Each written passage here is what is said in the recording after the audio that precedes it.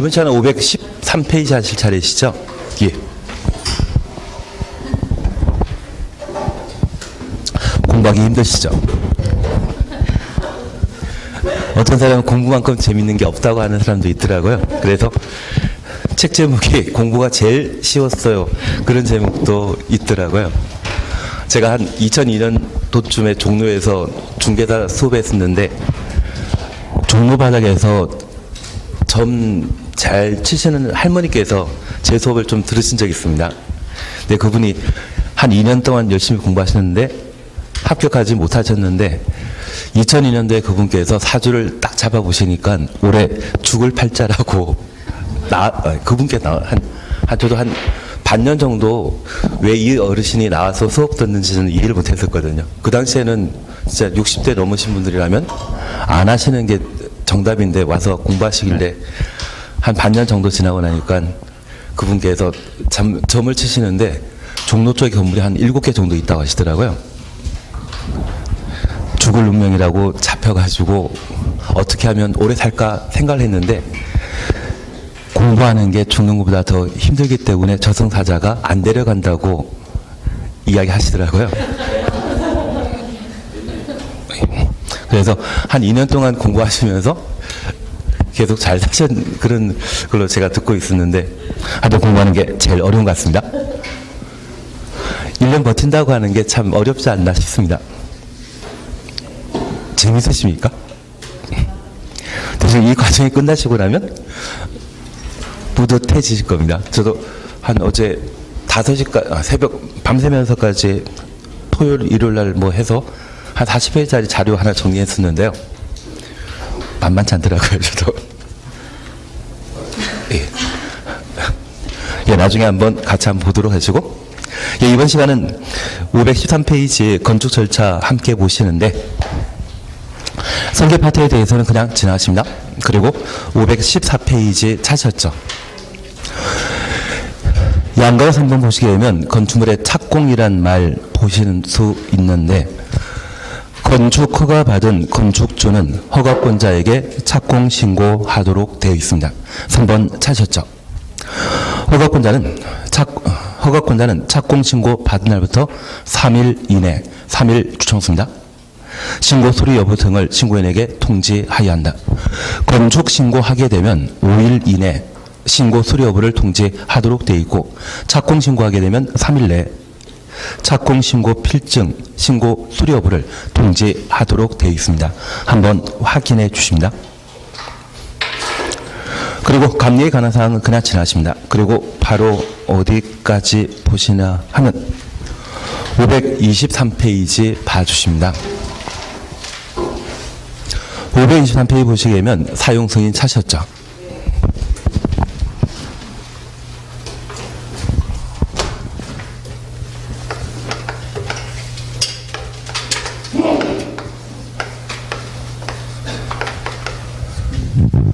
건축주는 건축허가 신청하고자 한다면 설계 도서와 대지에 대한 소유권 또는 사용권 확보한 때 건축허가 신청할 수 있습니다. 다만 대지 소유권만 확보하여 건축허가 받을 수 있는 것은 분양 목적의 공동주택이었던 것 하나 확인해 놓습니다. 그리고 소유권의 사유권은 100% 확보되도록 되어 있지만 지분 80% 이상만 되더라도 건축허가 신청하는 경우 있었습니다. 공유관계가 인정되는 건축물로서 공유자 총수의 80% 이상의 동의와 지분 80% 이상의 동의 얻게 되면 건축허가 신청할 수 있었습니다. 다만 이 부분에 있어서는 건축허가 받은 이후에 매도 청구에 관한 문제가 발생한다는 걸 다시 한번 살펴주셔야 됩니다. 매도 청구와 관련되어서는 사전 협의 기간으로 3개월 이상 필요하다는 것 다시 한번 확인해 놓습니다. 그리고 안전 영향 평가에 관한 사항들을 함께 보셨는데 초고층 건축물이거나 16층 이상이고 연면적 10만 제곱미터 이상의 건축물에 대해서는 건축허가 신청하기 전에 허가권자의 안전 영향 평가 실시하고 통과한 때만 건축 허가 받을 수 있었습니다.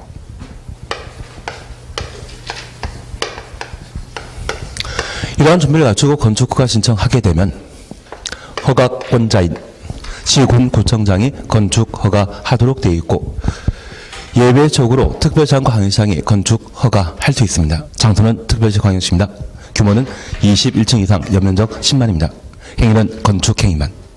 만약 대수원이라고 하면 구청장이 건축 허가권자이고 특광의 21층 이상이거나 연면적 10만 제곱미터 이상의 건축물의 건축행위, 제1호 말합니다. 그러한 때만 특광이 건축 허가권자라는 것 확인해 놓습니다. 다만 공장, 창고의 경우는 면적 관계없이 항상 시군 구청장이 건축 허가권자였습니다. 건축 허가 대상은 건축물을 건축하거나 대수선하는 경우 건축 허가 받도록 되어 있습니다. 다만 건축 신고와 관련되어 경미한 사항이라면 건축 신고하고 처리할 수 있다는 것 기억해 주시는데, 제가 부탁드리는 게 하나 있습니다. 기본형에 대해서는 반드시 해줘야 됩니다. 그리고 확장 향유례에서 대수선 중에 3층 이상이거나 연면적 200제곱미터 이상의 건축물의 대수선에 있어서는 6가지 수선 행위에 한정되어 허용한다는 것 기억해 주셔야 됩니다. 내력벽 3제곱미터 이상 수선하는 행위, 기둥부 지붕틀을 각각 3개 이상 수선하는 행위, 방화벽 등을 수선하는 행위, 주계단 등을 수선하는 행위는 건축 신고하고 처리할 수 있지만, 다가구 다세택의 경계의 벽과 경관 지구란 말 기억나십니다. 외벽 마감 재료 벽면적 30제곱미터 이상 수선하는 것은 허가 대상이라는 것 꼭 한번 기억해 주셔야 됩니다. 그리고 건축 신고와 관련된 절차로서 건축 신고하면 5일 이내 수리 여부를 통지하도록 되어 있습니다. 그리고 건축 신고한 날부터 1년 내 공사에 착수하지 않는다면 건축 신고 효력은 없어진다, 상실한다, 기억나셔야 됩니다.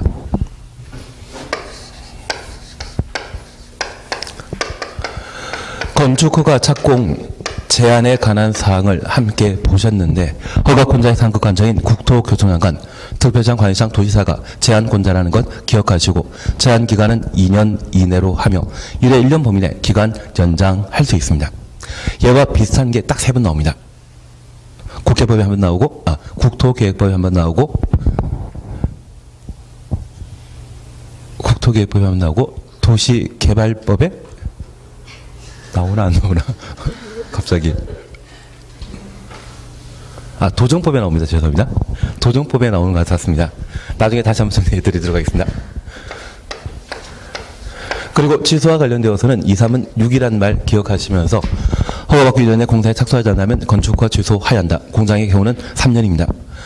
착공 신고 전에 경매 등의 방법으로 대지 소유권 상실하고 그때부터 6개월 경과되어 착공 불가능한 경우는 건축허가 취소하여야 한다. 이것 빼고는 임의적 취소하여 시 예만 필수적 취소하여라는 것 다시 한번 기억해 놓습니다. 그리고 하나 기억나시는 게 공사 완료가 불가능한 경우에도 건축허가 취소하여야 한다입니다. 그리고 건축허가 변자는 착공 신고하고 공사 개시하게 되는데 건축주가 허권자에게 착공 신고하도록 되어 있습니다. 신고 있은 날부터 3일 내 수리 여부 통지하도록 되어 있는데, 얘가 올해 개정된 사항이기 때문에 한번 봐 놓으셔야 됩니다. 아마 올해 시험에 나오게 된다고 하면 다른 거 없을 겁니다. 여기 매도 청구에 관한 문제나 안전영향평가에 관한 문제, 그리고 공장과 관련된 특례 규정들을 한번 살펴보시는 게 일이시고요. 건축신고와 관련되어서는 대수원과 관련된 특별 규정을 기억해 주셔야 됩니다. 주요 구조 배치하지 않는 등의 대통령령이 정하는 6가지 대수원, 방금 보신 게 있습니다. 그런 걸 한번 해주시는 게 필요합니다. 그리고 그러한 건축공사가 전부 완료되게 되면 완공된 건물을 사용하기 위해서는 뭐 필요하다? 사용승인 받도록 되어 있습니다. 여기 사용승인은 지금까지 건축공사를 진행했던 건축주가 공사 완료를 마치고 완공된 건물을 사용하고자 하는 때 허가권자에게 사용승인 신청하면 허가권자는 7일 이내 현장 검사 실시하고 사용 승인 여부를 결정하도록 되어 있습니다. 현장 검사 결과 합격하면 사용할 수 있고요. 불합격하면 재시공을 명령하게 되는데 우리 지인들 중에 세종시로 이사 가고자 하는 분 계십니까? 그때 권장해 줄 아파트가 있다고 하면 뭐 땡 건설에서 만든 아파트를 뭐 사서 들어가시는 게 괜찮다고 이야기해 준답니다. 세종시의 이 건설회사에서 아파트 만들게 되었을 때 철근 집어넣지 않고 건축공사를 완료한 적이 있습니다. 나중에 주민들이 입주한 이후에 아파트 회사 직원이 입주자 대표 회의에 철근 집어넣지 않고 공사했다고 고발한 적이 있거든요.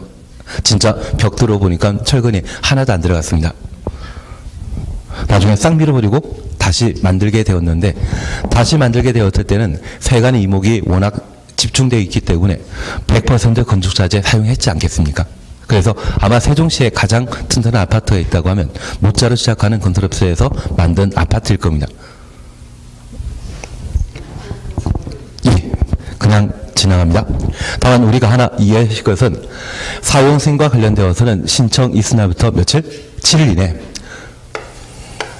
사용 승인을 위한 검사 실시하고 합격하면 사용 승인서가 발급되지만 불합격하면 재시공 명령하도록 되어 있습니다. 사용 승인과 관련된 처리 기간이 7일이라는 걸 하나 확인해왔습니다. 그러면 건축 허가 받을 때부터 사용 승인 받은 때까지는 공사 중이었고, 공사 중에 발생한 모든 문제는 건축주가 해결해야 됩니다. 그리고 이 사용 승인 이후부터 멸실될 때까지를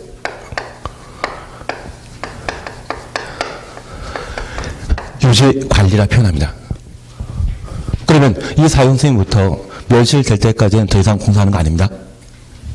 그때 건물의 소유자는 건축법령에 따라 건축물을 사용하도록 되어 있습니다. 그래서 유지 관리 시점에는 건축주가 아닌 소유자가 건축법령에 따라 건축물을 관리하도록 되어 있고, 허가 받은 때부터 사용 승인 받는 때까지는 건축주가 건축법령에 따라 건축하도록 되어 있습니다. 여기까지 한번 보시는 게 내용입니다. 그리고 여기 유지 관리와 관련되어서는 정기 점검에 관한 사항과 각종 신고 제도로서 철거 신고, 멸실 신고에 관한 내용을 함께 보시면 충분합니다. 교재 잠깐 살펴놓습니다. 523페이지 찾으셨죠? 523페이지 보시게 되면 사용승인입니다. 그리고 1. 사용승인 신청, 그리고 2번입니다. 허가권자는 사용승인 신청 받은 경우 국토교통부령이 정하는 기간, 국토교통부령이 정하는 기간이 바로 7일입니다. 그래서 국토교통부령이 정하는 기간 가로 해놓으시고 그 위에 7일이라 적어주시고요. 검사 실시하고 검사약 기간 건축물에 대해서는 사용 승인서를 내줘야 한다. 한 장 넘기십니다. 다음 페이지의 임시 사용 승인과 관련되어서는 나중에 문제 풀 때 한번 보시면 될 겁니다. 그리고 열심히 넘기시면 527페이지에 건축물의 유지 관리 찾으셨죠. 그리고 1. 건축물의 유지 관리입니다. 그리고 한 장 넘기시면 양가로 2번 안전점검과 관련되어 동그라미 2번 정기점검 및 수시점검을 함께 살펴놓습니다.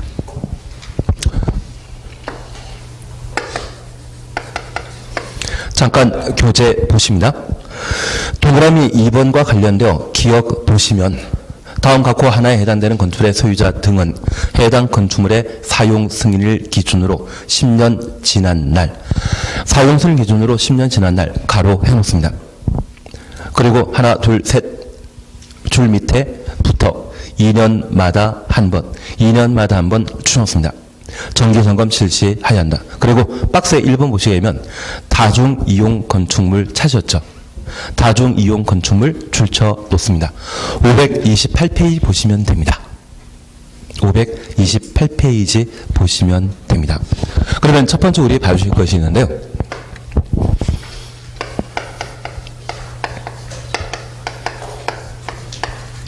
사용 승인 후 10년 경과된 건축물은 하자 담보 책임이 종료된 상태입니다. 통상 하자 담보 책임 기간은 10년을 정해놓고 있는데 나중에 우리가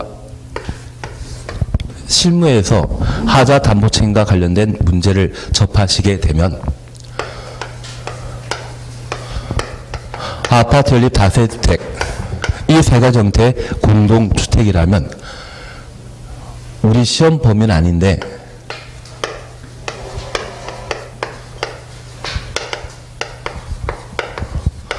공동택관리법에서 하자 담보 책임을 적용하고 됩니다. 그리고 공동택을 제외한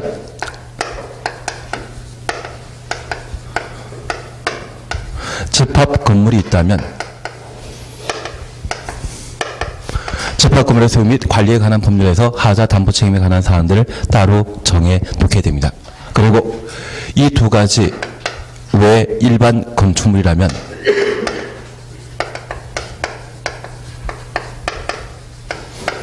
건설산업기본부에서 하자 담보 책임에 관한 사안들을 각각 따지게 되는데, 만약 우리 주변에 우리 학원 같은 건물에 대한 내가 매매, 알선, 중개 하시고 하자 담보 책임에 관한 문제를 물어보시게 된다고 하면 건설산업기본법 열람해야 된다, 그런 이야기 하시면 되고요. 주변에 오피스텔 있지 않습니까? 그러한 오피스텔에 대한 하자 담보 책임을 묻게 된다고 하면 그때는 우리 민사특별법에서 공부하지 않으십니까? 집합건물의 소유 및 관리에 관한 법률. 예, 안 하시는 거 알고 있겠습니다. 요즘 시험에 안 나오나 봅니다. 예, 저도 그렇게 듣긴 들었습니다. 그리고 공동택과 관련되어서는 공동택관리법에서 하자 담보 책임을 적용하게 되는데 아주 이상한 주택이 있습니다. 장수명 주택, 장수명 공동택이 있는데요. 이 장수명 공택은 하자 담보 책임 기간을 15년으로 정해 놓게 됩니다. 대신 예를 뺀 나머지 일반적인 건축물의 경우는 사용 승인 후 준공문사 후 하자 담보 책임 기간은 최대 10년이고 10년 경과되었다고 하면 이제 해당 건물을 건축했던 건축주는 하자 담보 책임 없습니다. 만약 건축주가 소유자가 되는 경우라면 문제 없겠지만 건축주와 현재 소유자가 다른 상태라고 하면 10년 경과됐을 때는 하자 담보 책임 기간이 만료된다라는 것만 하나 확인해 놓습니다. 근데 나중에 보시면 하자 담보 책임 때문에 책임질 일도 생기실 수 있습니다. 전혀 관심 없습니다. 일단 붙는 게 중요하십니다. 저도 지금 생각해 보니까 공법에 나오는 법률이 전혀 아닌데요. 예, 그리고 두 번째 봐줄 거 있습니다. 다중 이용 건축물, 그리고 집합 건물과 관련되어서는 3선이 있는데 얘는 지금까지 시험에 나온 적이 없기 때문에 크게 신경 쓰지 않습니다. 다만 다중 이용 건축물에 대해서는 건축법령에 의한 정기 점검 대상이 되게 됩니다. 여기 다중 이용 건축물은 불특정 다수의 많은 사람들이 이용하는 건축물을 다중 이용 건축물이라 하는데 아마 우리 교재 편제상 뒤에 나오게 될 겁니다. 건축의 용도와 관계없이 층수가 16층 이상인 건축물과 바다 면적합 5,000제곱미터 이상의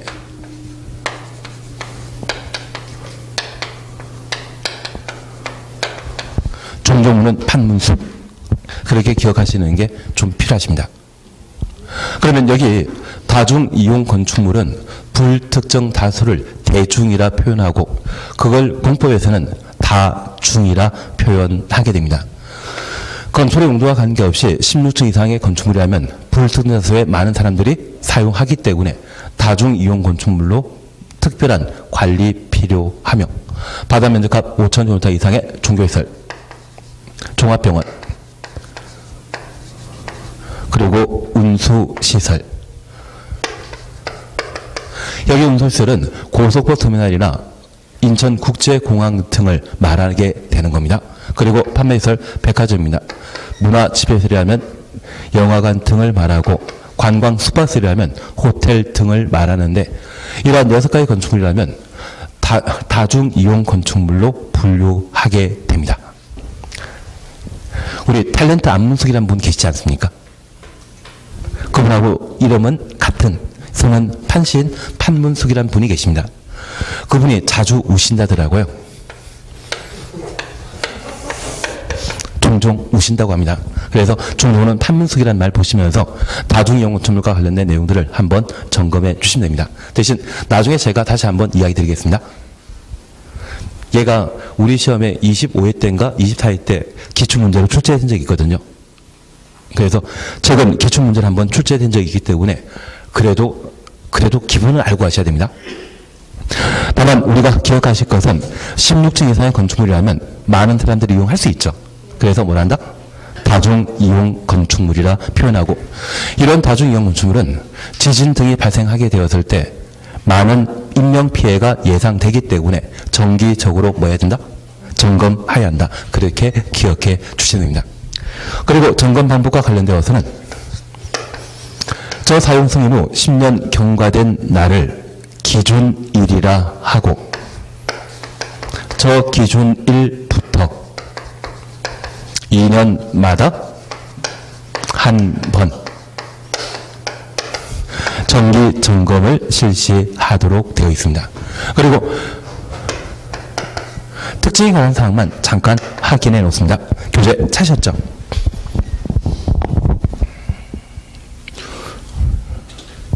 동그라미 니은 찾았습니다. 특시, 특도시, 군, 구청장은 1항에 따른 정기 점검 실시하여야 하는 건축물의 소유자, 관리자에게 정기 점검 대상 건축물의 사실과 정기 점검 실시 절차를 이제 가려놓습니다. 기준일부터 2년 되는 날에 3개월 전까지 가로해 놓습니다. 미리 알려야 한다. 그리고 우리 교재에서는 좀 빼먹었는데 바로 옆에다가 이것 하나만 적어 놓습니다. 소유자가 점검 마치게 되면 점검 결과를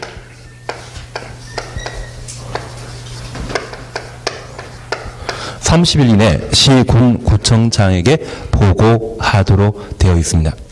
정기 점검 결과에 대해서는 점검 후 30일 이내 시, 군, 구청장에게 보고하도록 되어 있습니다. 그리고 얘를 잠깐 기억해 놓습니다. 정기 점검 대상의 사실을 사전에 통지하게 되는데, 저 사전 통지는 기준일부터 2년 되는 날에 3개월 전에 통지하도록 되어 있는데, 대한민국에 사전 통지 이렇게 해주는 곳은 여기가 유일한 것 같습니다. 주변에 자제분이나 또는 지인분들이 군대에 들어오라고 영장 받게 되면 보통 한 달 전에 통지해 주거든요. 저 같은 경우는 열흘 전에 통지받아가지고 알바도 못하고 어디 놀지 못하고 바로 끌려간 적이 있습니다. 저 억울합니다. 예, 알겠습니다. 대신 대한민국에 영장 오라고 하는 것도 한 달 전에 통지해 주는데 얘는 3개월 전에 통지한다면 참 신기하지 않겠습니까? 별로 신기해 보이지 않으시나 봅니다. 그래도 얘는 무조건 해주셔야 됩니다. 그래서 여기 정기 점검과 관련되어서는 불특정 다수의 많은 사람들이 이용할 수 있는 큰 규모의 건축물이라면 건축물의 소유자가 하자 담보 책임 기간이 경과된 때 좀 더 치밀히 관리할 필요가 있기 때문에 이 법에 따른 정기 점검 대상으로 하고, 정기 점검 방법은 기준부터 2년마다 한 번 이상 아닙니다. 딱 한 번입니다. 매년 실시하는 것도 아니고 2년마다 한 번 실시한다는 점 확인 없습니다. 웬만하면 2년에 1회 이상이라는 말 쓰는데 여기에서는 2년마다 딱 한 번입니다. 그리고 사전 통지와 관련되어 영장도 한 달 전에 알려주는데 얘는 3개월 전에 알려준다는 것 기억해 주시고, 점검 결과에 대해서는 30일 내 보고한다더라. 그 정도만 마음 편하게 봐주십니다. 얘는 한번 해주셔야 됩니다. 왜냐하면 한 8년 전에 한번 나왔는데, 그리고 8년 전에 나오고 한 2년 뒤에 법이 한번 개정되었거든요. 그리고 6년 동안 연락 두절입니다. 한번 법이 개정된 상태이기 때문에 저는 저 정도까지는 봐주셔야 됩니다. 각종 신고에 관한 사항을 함께 보십니다. 옆에 유지관리에 대해 유지관리 지원은 제키시고 4번 차셨죠. 철거 신고입니다. 건축의 소유자 등은 건축물을 철거 철거하려면 철거하기 전에 시군구청장에게 신고하여야 한다. 철거하기 전 가로 해놓습니다. 여기 철거는 건축의 소유자가 건축물을 스스로 훼손하는 것으로서 미리 공사를 예정할 수 있기 때문에 사전 신고할 수 있죠. 한 장 넘기십니다. 동그라미 1번입니다. 시행 규칙상의 표현으로서 동그라미 1번 찾았습니다. 허가받거나 신고한 건축물을 철거하려는 자는 철거 예정일 3일 전까지, 철거 예정일 3일 전 추천했습니다. 철거 및 멸실 신고서를 시군구청장에게 제출해야 한다. 나중에 우리가 시청 건축가 방문하시면 철거 신고서와 멸실 신고서는 같은 서식을 유지합니다. 서로 다른 종이에 돼 있는 것이 아니고 철거점 멸실 신고서라 돼 있거든요. 그래서 내가 철거하고자 한다면 철거의 동그라미, 멸실 신고하고자 한다면 멸실의 동그라미 하도록 되어 있습니다. 다만 중요하게 봐주실 것은 예정일 며칠? 3일 전에 신고한다라는 것 확인 없습니다. 그리고 2번입니다. 멸실 신고 찾으셨죠? 건축의 소유자 관리자는 건축물이 재해로 멸실된 경우 멸실 후 30일 이내 신고하여야 한다. 멸실 후 30일 이내 신고 가로 해놓습니다. 사후 신고 사항이라는 것만 다시 확인해 놓습니다. 그냥 재미로 이야기 들어주십시오. 우리 1980년대 태어나신 분이라면 기억 안 나시겠지만 그래도 초등학교라도 다니셨다고 하면 심하게 물난리 난 적 있거든요. 그래서 제가 양재천이라는 곳 물 많이 왔을 때 봤는데 돼지가 떠내려가면 사람들이 그냥 돼지 떠내려간다 손가락질만 하시다가 소가 한 마리 떠내려오니까 다들 들어가서 잡아오시더라고요. 하여튼 그 당시에 물난리가 참 심했던 것 같습니다.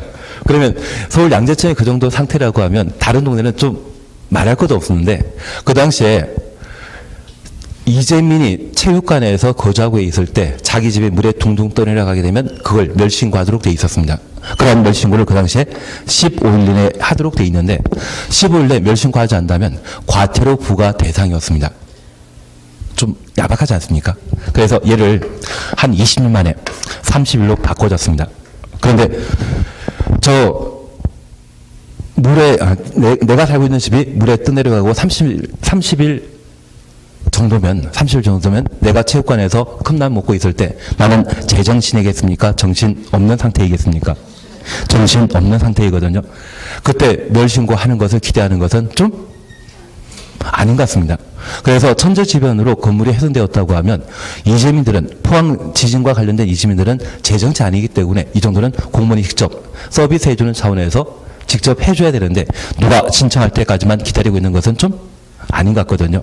그래서 가끔 뭐 송파 새모녀도 그렇고 증평에도 그런 일이 있었는데 생활고에 시달리고 어떤 좀 기본적인 전기 수도 사용량이 제로인 상태라고 하면 어느 정도 돌보는 직접적인 돌보는 그런 서비스도 필요한 게 아닌가 그 생각 드는데 저 혼자만의 생각입니다. 다만 하여튼 국회에 계신 분들은 성구에 있는 집은 물에 둥둥 떠내려가더라도 서울에 집 잘 가지고 계시기 때문에 충분히 멸신고할 수 있는 상황이시겠죠.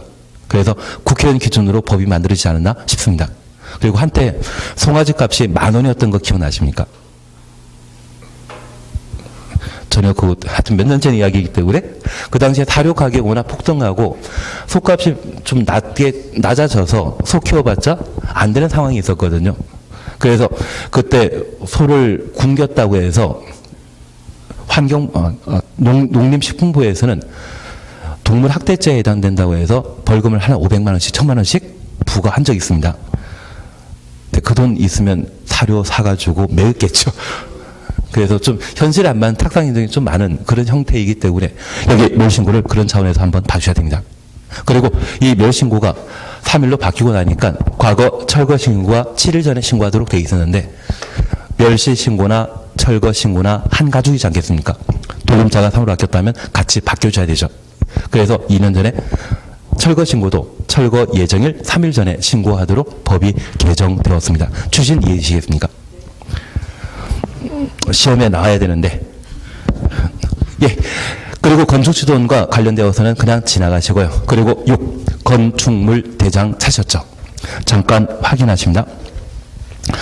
특시, 특도, 시군, 구청장은 시군, 구청장 추천습니다.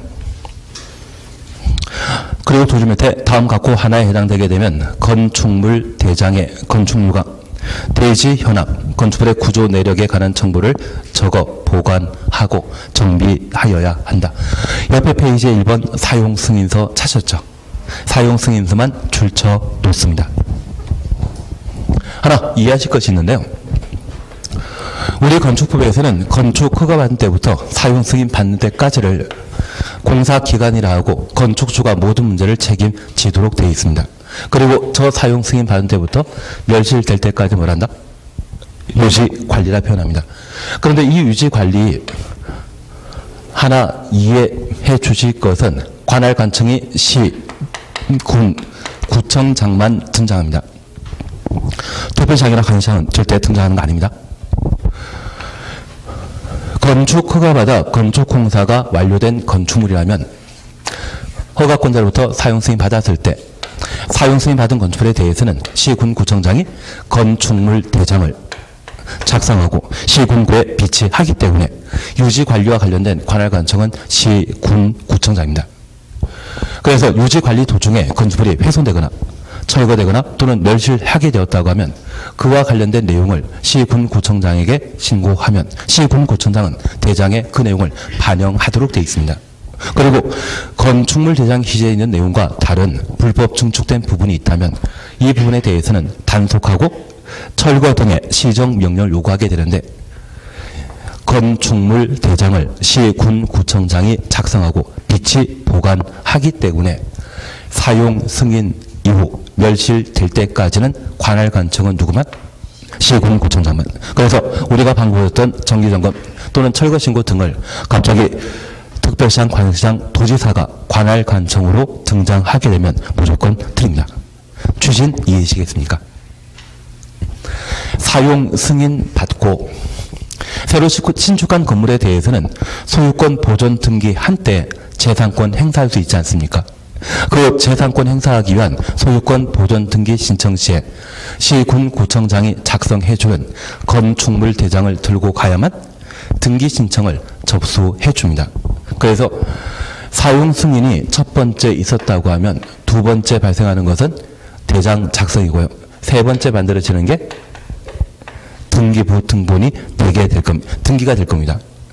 그래서 유지관리와 관련된 관할관청은 항상 시군구청장이라는 것 기억하시고 저 유지관리 시에 특별시장, 관시장, 도지사 나오면 무조건 틀린다. 우리 시험에서는 그런 형태로 시험 문제를 내게 됩니다. 그래서 대장 그렇게만 한번 확인하십니다. 축토에 관한 사항 그나치 하십니다. 그리고 523페이지 찾았죠? 용도 변경입니다. 별표 하나 해놓습니다. 작년에 시험은 나온다고 뻥쳤는데 안 나오더라고요. 얘가 25회까지는 매년 시험에 빠짐없이 시험에 나오다가 갑자기 4년 동안 연락 두절입니다. 그래서 얘는 열심히 한번 봐주셔야 됩니다. 잠깐 이렇게 하나 봐놓습니다. 허가권자에게 건축 허가 받을 대상은 건축물에 대한 건축 대수선이었습니다. 그리고 리모델링 반드시 공부해 주셔야 됩니다. 6월 27일 이후에는 대수선 또는 건축물 일부를 증축하거나 개축하는 것을 리모델링이라 한다. 재축이란 말 나오게 되면 바로 틀립니다. 그리고 마지막에 보실 것이 바로 용도 변경입니다. 여기 용도 변경은 건축 허가 받거나 건축 신고한 건축물은 사용 승인 받아 완공한 건축물을 사용할 수 있는데 저 사용 승인 시에 애초 결정된 건축물의 사용 목적과 달리 사용하는 것을 법에서는 용도 변경이라 표현합니다. 가끔 등산하시다 보면 등산로 주변에 외관은 단독택인데 식당으로 바꿔 사용하는 것 보신 적 있죠? 애초에는 단독택이었는데 이후에 식당으로 바꿔 사용했다고 하면 용도 바뀐 것 아닌가요?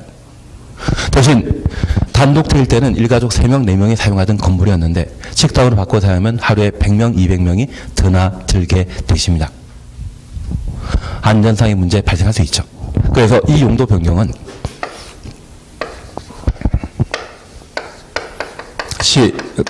구청장에게 용도 변경에 대한 허가 또는 신고에 관한 절차를 거쳐 건축의 사용 목적을 달리 할 수 있습니다.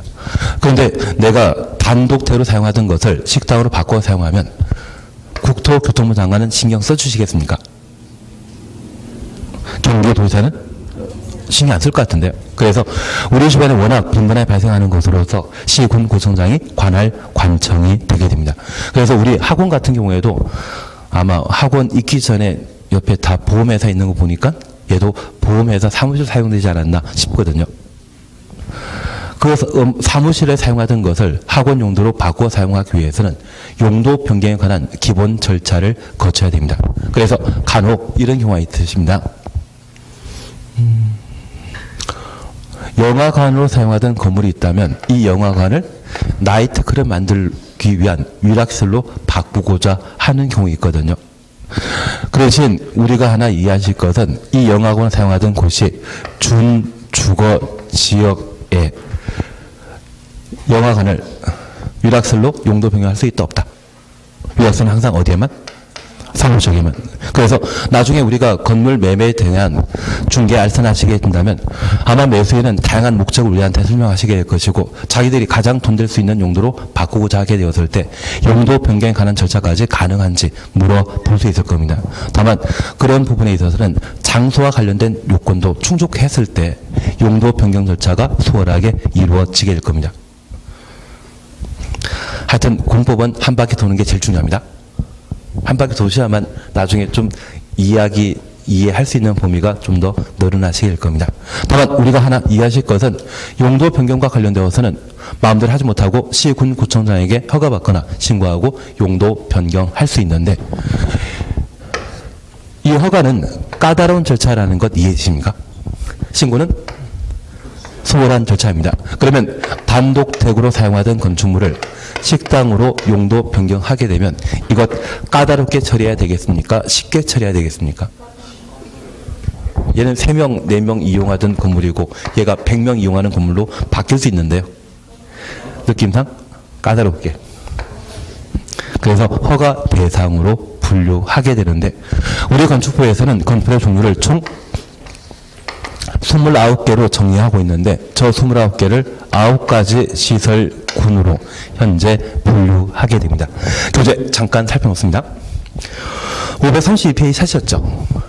양가로 2번 시설군 분류입니다. 1번입니다.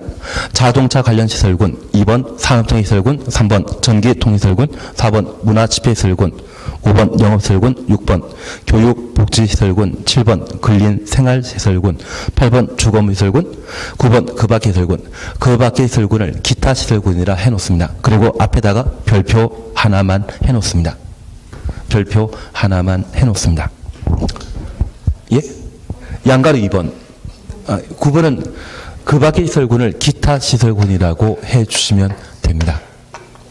기타라고만 하나 해놓으시면 여기 시설군과 관련되어서는 건축물의 건축 기준에 따라 1번부터 9번까지 순서대로 나열한 것으로서 앞 글자 따 보면 자산 전문 연교 건축이란 말을 하나 만들 수 있습니다. 가끔 금융기관에서는 개인의 자산을 잘 관리해 주겠다고 광고하는 경우가 있는데 자산 전문 영업팀을 해당 금융기관에서는 유지하게 되고요. 그리고 그 팀원에게 경제 동향이나 세제 개편과 관련된 법령을 교육하더라고요. 그래서 우리 3월 말에 왜 주택 거래가 많았는지 알고 계시죠? 3월 30일에까지 예, 양도 중과한다고. 모르는 분들은 아마 그 거래 안 하실 것 같은데요. 넘어가도록 하겠습니다.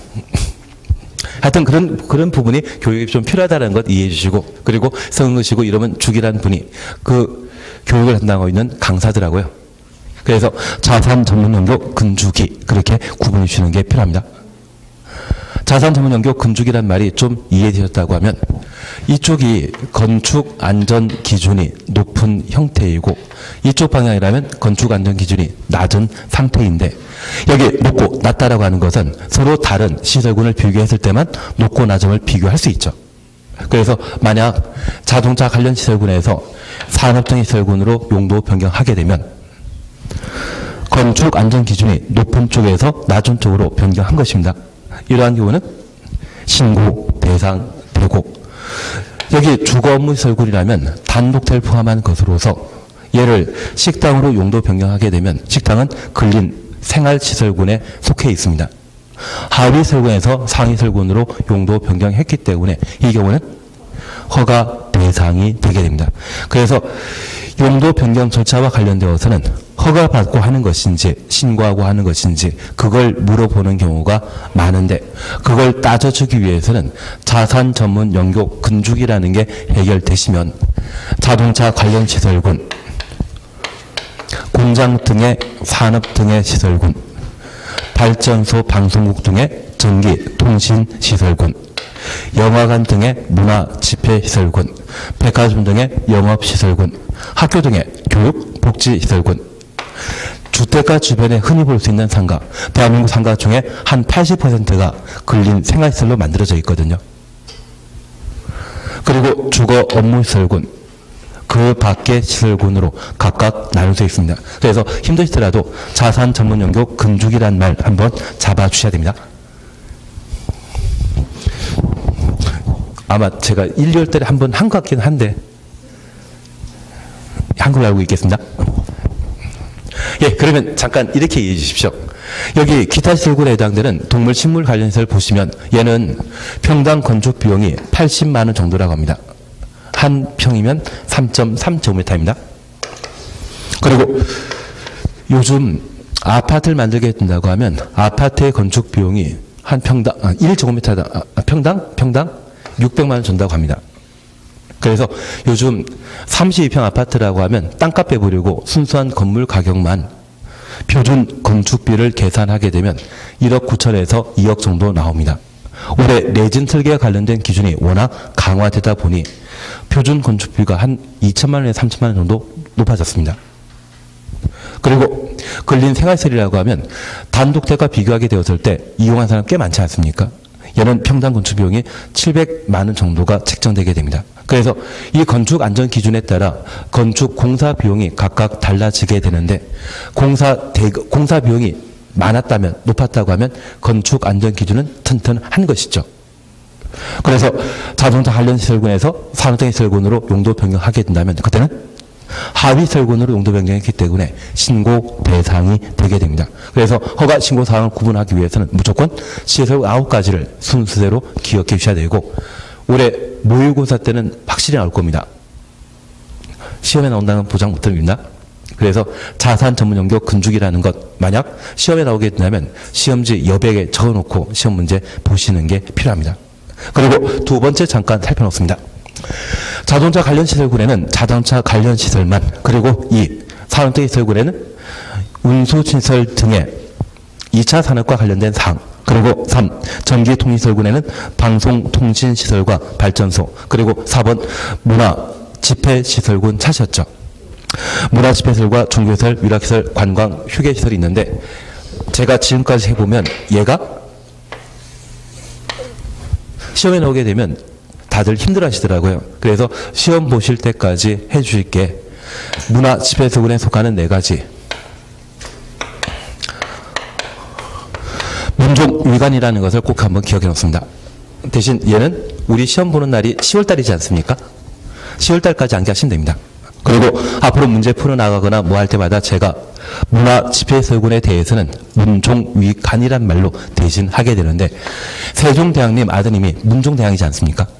그때 관리됐다. 그 생각하시면서 문종위관이라 기억해 놓습니다. 그리고 영업시설군에 대해서도 꼭 해 놓으셔야 됩니다. 여기 영업시설군과 관련되어서는 답한 운속이란 말로 대신합니다.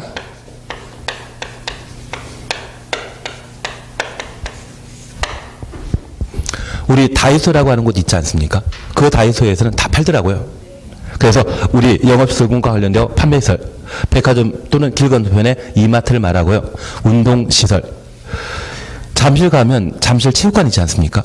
그 정도 규모를 말하는 겁니다. 그리고 숙박시설, 그리고 이종 근린 생활시설 중에 다중 생활시설이라면 과거 고시원이라 불리우던 것을 다중생활시설이라 표현합니다. 그래서 이 내가 용도에 대해서는 뭐란다?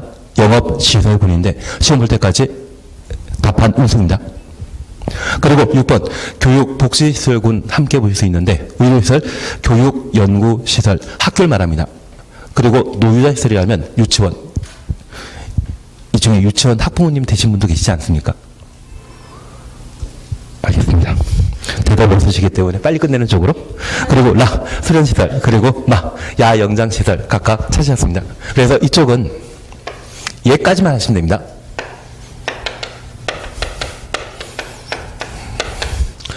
대학 같은 데는 나이 지긋한 노 교수님 계십니다. 그리고 요즘 야 놀자도 있던 것 같은데. 예. 그래서 노 교수의 야. 마음에 들어하는 표정 아니시지만 저를 잘못 만났다 생각하시고 시험 볼 때까지 저 세 가지에 대해서는 저렇게 계속 해나가시면 아마 나중에 되면 세뇌가 되시게 될 겁니다. 실제 시험 알겠습니다. 빨리 끝내는 쪽으로. 오늘 진짜 날씨 좋더라고요. 날씨 참 좋은 것 같습니다. 빨리 하도록 하겠습니다. 그래서 문화시설군과 관련되어서는 문종이관으로, 영업시설군과 관련되어서는 답한 운석으로, 교육복지시설군과 관련되어서는 노교수예요. 이 세 가지에 대해서만 세부 용도에 관한 사항들을 물어봤을 때 참 헷갈려가지고 틀리는 경우가 많습니다. 나머지는 대충 하더라도 해결되시는데 이 세 가지만 꼭 문제가 되는 것 같습니다. 시험 볼 때까지만 이 세 가지만 해놓습니다. 그리고 아직 우리는 10월달 되려면 한참 남지 않았습니까? 한참 남았습니다. 제가 남았다면 남은 걸로 생각해 주시면 됩니다. 그리고 533페이지 보십니다. 옆에 페이지입니다.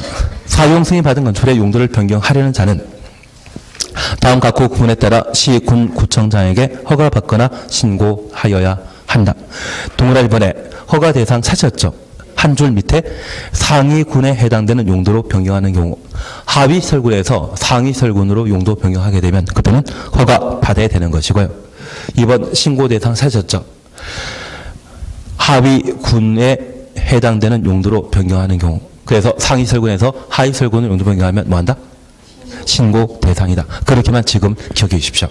대신 우리 지금은 얘만 해놓으시면 시험에 나올 수 있는 패턴 유형들은 문제 풀 수 있거든요. 그래서 지금은 외우라는 이야기는 못 드리겠습니다. 다만 가끔 금융기관에서 우리를 대상으로 사기치기 위해 돈 갖다 맡기라고 여러 가지 상품 내걸지 않습니까? 연금보험 가입하신 분 계시다고 하면 요즘 연금보험 깨려고 하는 분 많다던데요. 아, 금리가 한 2% 주면 얘들은 1%밖에 안 나온다던데요. 예. 하여튼 제일 좋은 게 이거밖에 없는 것 같습니다.